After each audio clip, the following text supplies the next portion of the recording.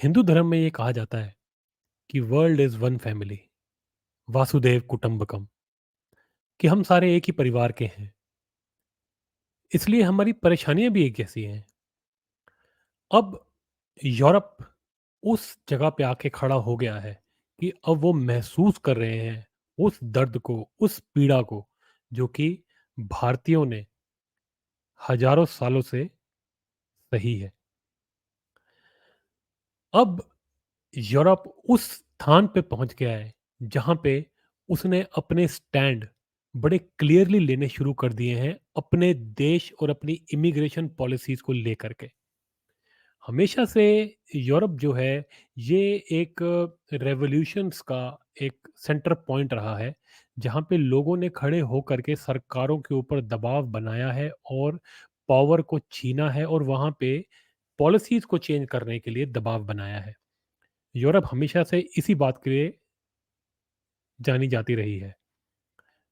Britain जो है वो भी यूरोप का हिस्सा है। उन्होंने भारत के ऊपर राज किया 200 साल और भारत को लूटा दोनों हाथों से। ये तो हर कोई जानता है। लेकिन जो और भी यूरोप की कंट्रीज़ हैं, अब वो भी जो है इस सच्चाई से वाकिफ़ हो रही हैं कि इस्लामिज़्म कितना बड़ा खतरा है दुनिया के लिए। जो लेटेस्ट खबर आ रही है वो ये है कि नीदरलैंड्स के अंदर जो इलेक्शन हुए हैं उसके अंदर गिर्ट वेल्डर्स की जो पार्टी है, पार्टी फॉर फ्रीडम, उसने 37 सीटें जीत ली हैं 150 में से। ये सबसे ज़्यादा सीटें हैं किसी भी पार्टी को, और ऐसा लग रहा है कि शायद ये यहाँ वहाँ के प्राइम मिनिस्टर बन जाएंगे। पिछली बार और उससे पिछले इलेक्शंस के अंदर ये हमेशा दूसरी या तीसरी पोजीशन पे ही रहे हैं, लेकिन इस बार इनको मेजॉरिटी मिल गई है। वो इसलिए मिल गई है क्योंकि जो गीट वेल्डर्स हैं, इनकी जो इमेज है ये एंटी कम्युनिस्ट और एंटी इस्लामिस्ट है। ये बहुत ही ओपनली इस बारे में बात करते हैं, स्पेशली इस्लाम और इस्लाम के सीख सीख के बारे में कि वो जो सिखाता है उसका ये बहुत बड़े क्रिटिक रहे हैं। देखिए, इनको भारत के अंदर ज़्यादा कोई जानता नहीं था जब तक कि वो नुपुर शर्मा वाला केस नहीं हुआ था।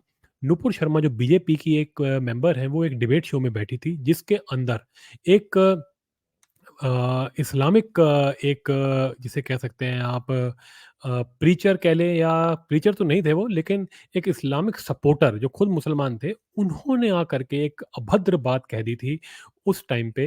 जो शिव जी का जो शिवलिंग प्रकट हुआ था काशी के अंदर, उसके ऊपर उन्होंने एक अभद्र बात कह दी थी, जिसके जवाब देते समय नुपुर शर्मा जी को गुस्सा आ गया था और उन्होंने गुस्से के अंदर सच ही बोला था। उन्होंने कुछ आयतें कोट कर दी थी इस्लाम के अंदर, जो आयतें जो बहुत पॉपुलर हैं और जो उनकी कुरान से निकली हुई हैं, वो उन्होंने कोट कर दी थी, जिसके ऊपर सारे दुनिया के इस्लामिस्ट जो हैं, वो ऐसे लग रहा था जैसे नुपुर शर्मा की जान के पीछे पड़ गए हैं। रोज़ उनके ऊपर जो है, उनके ऊपर ऐसे कोई कोई इनाम जारी कर दिया जाता था उनके सर के ऊपर, कोई उनको धमकियाँ दी जा रही थी, पूरी दुनिया में से आ रही थी, इस्लामिक मुल्कों में से।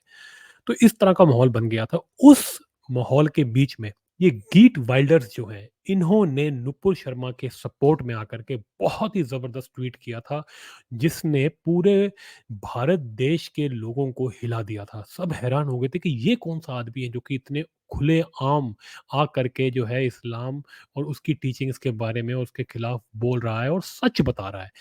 तो आपको मैं वो ट्विटर पे दिखा देता हूँ कि इन्होंने उस समय क्या बात लिखी थी, जिससे आपको समझ में आए कि इनके विचार किस तरह के हैं। देखिए जी, उस समय इन्होंने ये लिखा था, ये ट्वीट जो है ये आप देख सकते हैं, अक्टूबर 9 2022 का है। इस पे इन्होंने लिखा था, Nupur Sharma is a hero who spoke nothing but the truth, कि नुपुर शर्मा एक हीरो है, उसने सिर्फ सच बोला है। The whole world should be proud of her, पूरी दुनिया को उन पे गर्व होना चाहिए। She deserves a Nobel prize, कि इनको तो नोबेल प्राइज़ देना चाहिए।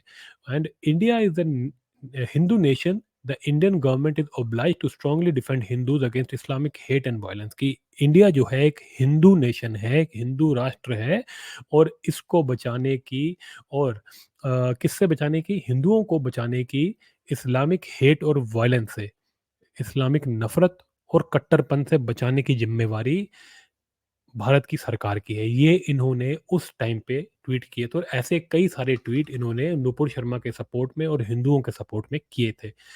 तब जा कर के इंडिया के अंदर इनकी जो है बहुत बात होने लगी और ये प्रोमिनेंटली जो है इंडिया के अंदर डिस्कशन में आने लगे।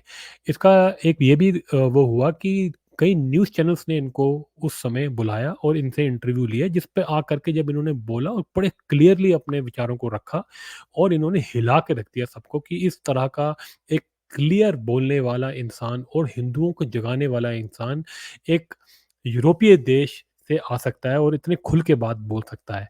तो उस समय तो कई जो ये सेकुलर लिबरल गैंग के लोग हैं, इनके तो पूरे तन बदन में आग लग गई थी और वो बड़े परेशान हो गए थे कि ये क्या हो गया, कि ऐसा ना हो कि ये सच सुन के जो है हिंदू जो हैं उनकी भी आंखें ना खुल जाएं।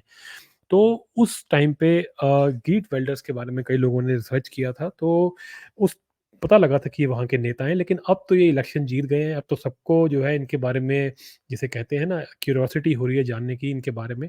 तो यही है कि इनकी पार्टी ने अब जो है मैक्सिमम सीटें जीत ली हैं और वहाँ पे जो वहाँ की पॉपुलेशन है नीदरलैंड के अंदर मुसलमानों की, वो अराउंड 5% ऑफ टोटल पॉपुलेशन है, जो कि अराउंड आप कह सकते हैं 1 करोड़ 80 लाख के आसपास वहाँ मुसलमान हैं। ये जो गीट वाइल्डर्स हैं, ये 1998 से वहाँ की पॉलिटिक्स के अंदर सक्रिय हैं, लेकिन 2002 के बाद से ये रेगुलर पार्लियामेंट के मेंबर रहे हैं। और देखिए जिस तरह की अभी सिचुएशन बन रही है वहाँ के इलेक्शनों के रिजल्ट के बाद, ऐसा लगता है कि दोबारा से वहाँ कोalition की गवर्नमेंट बनेगी। नीदरलैंड्स के अंदर ज़्यादातर कोalition की गवर्नमेंट्स ही रहती हैं, जिसके अंदर बहुत सारी छोटी-छोटी पार्टी जो है मिलकर सरकार बनाती हैं। जो पिछला प्राइम मिनिस्टर था, वो अनपॉपुलर हो गया था। वो काफ़ी समय से मतलब बैठा हुआ था पावर के अंदर, लेकिन वो अनपॉपुलर हो गया था अपनी ये इमिग्रेशन की पॉलिसीज़ को लेकर के। देखिए पूरे यूरोप के अंदर ये एक इश्यू बन चुका है कि आप इतने सारे इमिग्रेंट्स क्यों घुसा रहे हैं? सिर्फ़ छोटी यूरोपियन कंट्रीज़ नहीं, बड़ी-बड़ी यूरोपियन कंट्री जैसे ब्रिटेन वगैरह के अंदर भी ये बहुत बड़ा इश्यू है कि जो इमिग्रेंट्स आ रहे हैं इनके कंट्री के अंदर, कोई पानी के रास्ते आ रहा है, कोई जिसे कहते हैं ये लांग के आ रहा है, बाउंड्रीज़ को लांग के आ रहा है, कोई टनल बना के आ रहा है, कोई कैसे, कोई हवाई जहाज़ के तरीके से छुपा-छुपाते हुए आ रहे हैं। किसी भी तरीके से जो इन कंट्रीज़ के अंदर घुसने की कोशिश करते हैं, वो इन कंट्रीज़ के अंदर आकर के गंद मचा रहे हैं, उपद्रव मचा रहे हैं। तो वहाँ के लोग जो हैं वो परेशान हो रहे हैं और ये चीज़ें काफ़ी सालों से चलती आ रही हैं। अब जो पिछला प्रधानमंत्री था नीदरलैंड का, वो जो है इमिग्रेशन को लेकर के कोई प्रॉपर जो है पॉलिसी बना नहीं पाया ईयू के साथ। अब ईयू जो है वो एक समूह है पूरे यूरोपियन नेशंस का, अब उनके साथ बैठ कर के इमिग्रेशन के ऊपर कुछ उसने नेगोशिएशंस की, वो सक्सेसफुल नहीं हो पाई, तो कंट्री के अंदर इस चीज़ को लेकर के एक माहौल बना हुआ था। और गीट वाइल्डर जो हैं, ये तो ओपनली जो है इस्लाम को, कुरान को, इस्लाम की टीचिंग्स को बैन करने की बात करते हैं। ये तो ओपनली कहते हैं कि जितने भी इनकी मस्जिदें हैं, इनको बैन करो। इनकी कुरान जो है उसको बैन करो, और ये इस्लामिस्ट को उनका असली चेहरा दिखाते रहते हैं। तो इसलिए ये जो है इस इलेक्शन के अंदर सबसे ज़्यादा सीटें ला पाए हैं, पॉपुलैरिटी इनकी बहुत ज़्यादा बढ़ गई है और वहाँ के जो मुसलमान हैं वो बड़े परेशान हैं। अब खबरें ऐसी आ रही हैं कि वहाँ के मुसलमान ये कह रहे हैं कि जी अब क्या होगा हमारा, ये तो ऐसा आदमी बैठ गया है, ये तो जो कॉन्स्टिट्यूशन के जो लॉज़ हैं उसके फॉलो नहीं करेगा। आपको ये पता होगा, ये आपने भारत में भी देखा होगा, जब भी ये मुसलमानों के ऊपर जो है कोई इस तरह का कोई ऐसा आदमी आके बैठ जाता है जो कि अपने देश की, अपने कल्चर की, अपने राष्ट्र की बात करता है, तो इनको सबसे पहले लॉ याद आ जाता है। जब भी लेफ्ट लिबरल गैंग के लोग बैठे होते हैं, तो ये कोई लॉ-लू की बात नहीं करते, तब ये सारे लॉ तोड़ देते हैं, सारे सारे क्राइम करते हैं ये लोग। तो इनको वहाँ पर भी ऐसा ही हुआ। तो आप ये देख रहे होंगे कि किस तरह ये यूरोप को जो है धीरे-धीरे समझ में आने लग गई है कि भारत के साथ पिछले 1200 सालों में क्या हुआ है। जब से मुसलमान इस देश के अंदर आए हैं मुगलों के शेप के अंदर, तब से भारत के अंदर क्या-क्या बर्बरताएँ उन्होंने की है, क्या हाहाकार मचाए, हमारे मंदिरों को तोड़ा, हमारे कल्चर को खराब किया, और ये आज तक ये लोग हमारे कल्चर के अंदर बैठ के गंद मचा रहे हैं, गंदगी फैला रहे हैं, मार-काट, दुनिया भर का उपद्रव फैला रहे हैं। अब ये बातें यूरोप भी समझने लग गया है। उनके साथ ये प्रॉब्लम पिछले 20 साल के अंदर धीरे-धीरे, धीरे-धीरे, बढ़ते-बढ़ते यहाँ तक पहुँच गई हैं कि अब इनको जो है इनकी आँखें खुल गई हैं और इनको अब हमारा दर्द, हमारा दुःख समझ में आता है। और ये चाहते हैं अपनी सरकारों से कि इनके ऊपर एक्शन हो, और इनकी सरकारें भी एक्शन नहीं लेती। जिस तरह भारत के अंदर डेमोक्रेसी के अंदर बैठ करके कांग्रेस पार्टी जैसी सरकारें कभी भी इनके ऊपर एक्शन नहीं लेती थी और देश के अंदर दिन-रात बम फटते थे और दुनिया भर के क्राइम्स ये लोग करते थे। उसी तरह अब यूरोप में भी शुरू हो गया है और अब वो लोग ऐसी सरकारें चुन रहे हैं जो कि इन जैसे आतंकवादियों से उनकी जान बचाए। तो अब देखिए जी, अब मैं आपको ये बताना चाहता हूँ कि ये सिर्फ़ नीदरलैंड्स में नहीं हो रहा है, इनके आस-पास की जो कंट्रीज़ हैं नीदरलैंड के आस-पास की फ़िनलैंड, ग्रीस और स्लोवाकिया, इन कंट्रीज़ ने भी ऐसी सरकारों को चूज़ किया है जो कि राष्ट्र की बात करते हैं, जिनको ये लोग अपनी पॉलिटिक्स में राइट विंग कह देते हैं या फार राइट विंगर्स कह देते हैं। ये टर्म इंडिया के लिए भी ये लोग यूज़ करते हैं, लेकिन हम लोग इनके कॉन्सेप्ट राइट और लेफ्ट वाले कॉन्सेप्ट में हम लोग नहीं फिट होते, क्योंकि हम हिंदूज़ हैं। ये जितनी भी हैं ये क्रिश्चियन कंट्रीज़ हैं, और ये far right, far left, left right, centre, ये सारी जो है ये क्रिश्चियनिटी से निकली हुई उनके कॉन्सेप्ट्स हैं, ये हमारे को लागू नहीं होते हैं। तो इसलिए जो आज नीदरलैंड्स के अंदर जो सरकार बनने जा रही है, वो एक आप कह सकते हैं फार राइट की तरफ जा रही है वो सरकार, और फ़िनलैंड, ग्रीस और स्लोवाकिया के अंदर ऑलरेडी कुछ सालों से वहाँ पे इस तरह की सरकारें चल रही हैं। तो एक पूरी दुनिया के अंदर इस तरह का माहौल बनता जा रहा है, ये असाइलम सीकर्स के खिलाफ, ये इमिग्रेंट्स के खिलाफ। आपको मैं एक बात और बता दूँ कि अर्जेंटीना, जो कि साउथ अमेरिका में एक कंट्री आती है, उसके अंदर भी अभी हाल ही में एक सरकार बदली है, और वहाँ पर भी एक राइट विंगर आ गया है, और वो तो खुलेआम जो है कह रहा है कि मैं ट्रम्प को सपोर्ट करता हूँ, और वो मुसलमानों को जो है पूरी तरह से है उनके खिलाफ नज़र आ रहा है। तो इस तरह का माहौल पूरी दुनिया में बहुत ही कंट्रीज़ में बन रहा है, और लोग जो हैं ज़्यादा से ज़्यादा राइट विंगर्स की सरकारें बनवा रहे हैं, ताकि ये जो इस्लामिक टेररिज़्म है, जो इनका उपद्रव है, जो इमिग्रेशन के नाम पे ये लोग दूसरी कंट्रीज़ में घुस जाते हैं और वहाँ जाके गंद मचाते हैं, क्राइम्स करते हैं, टेररिज़्म करते हैं, इन सब पे रोक लगाई जाए। तो जी, ये खबर थी जो मेरे को आपके साथ शेयर करनी थी। होपफुली आपको इस खबर से कुछ लेने को मिले, आपको समझ में आए कि किस तरह हम सारे लोग, जैसे कि भारत के वेदों में कहा गया है कि हम वसुधैव कुटुंबकम, कि हम सब एक परिवार हैं, किस तरह हमारी परेशानियाँ भी एक हैं। ये सब चीज़ें हमारे सबके साथ एक जैसी कॉमन प्रॉब्लम्स होती हैं, किसी के साथ पहले हो जाती है, किसी के साथ बाद में हो जाती है। तो आज यूरोप इस चीज़ को एक्सेप्ट कर रहा है कि जिस तरह हिंदुओं के ऊपर इन मुगलों ने शासन करके इनका हमारे को लूटा, काटा, मारा, उसी तरह आज इनके साथ भी हो रखा है। और इन्हीं की कंट्री, इन्हीं के एरिया में से निकली ब्रिटेन ने इस चीज़ का फ़ायदा उठा करके भारतीयों को, जो कि ऑलरेडी मुगलों से परेशान थे, आकर के 200 साल तक और लूटा। तो इन्होंने तो ज़ख्म के ऊपर नमक छिड़का था।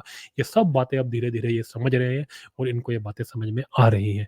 अब देखिए आगे क्या होता है। नीदरलैंड्स के अंदर कोalition की सरकार बनेगी, और वहाँ के जो कोalition पार्टनर्स हैं वो ऑलरेडी डरे हैं। वो तो कह रहे हैं कि हम इसको ये सब नहीं करने देंगे, और लोग कह रहे हैं कि थोड़ा शायद गीट वाइल्डर्स को अपनी जो पॉलिसीज़ हैं, जो उनके आइडियाज़ हैं, मॉस्क मतलब ये जितने भी मस्जिदों को लेकर के, मुसलमानों को लेकर के, कुरान को लेकर के, शायद थोड़े से उनको इसमें डाइल्यूशन करना पड़ेगा, तभी वो कोalition वाले इनके साथ आएँगे। और ये इन्होंने कुछ इंडिकेशन अपने दिए भी हैं अपने बयानों के अंदर जीतने के बाद, गीट वाइल्डर्स ने। तो देखते हैं क्या होता है आगे। अगर ये अपनी पॉलिसीज़ को थोड़ा-सा, जिसे कहते हैं, टोन डाउन भी करते हैं, लेकिन कहीं न कहीं वो पॉलिसीज़ इनके एजेंडा में हमेशा से रहेंगी, और अगर ऐसी पार्टी बार-बार जीतती रही, तब तो फिर खैर नहीं इन इस्लामिस्टों की। चलिए देखते हैं आगे इस डेवलपमेंट में क्या होता है। अगर आपको ये वीडियो अच्छा लगे तो इसको लाइक शेयर ज़रूर करें, और चैनल को सब्सक्राइब करना ना भूलें।